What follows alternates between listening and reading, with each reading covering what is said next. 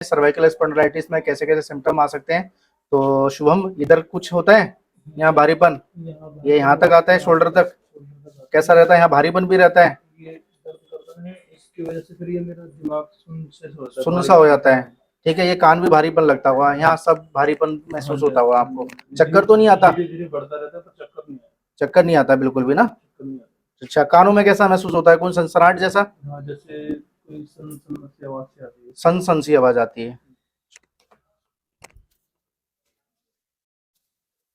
पीला छोड़ो।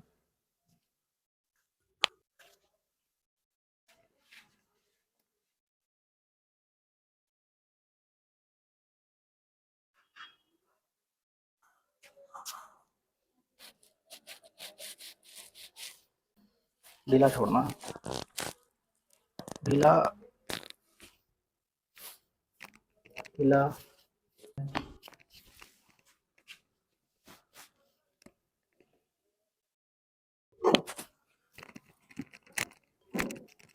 देखिए अब साइडों में खिंचाव है, ये तो नॉर्मल लग रहा है। नॉर्मल हो रहा है। कानों पे भारीपन कुछ हल्का हुआ?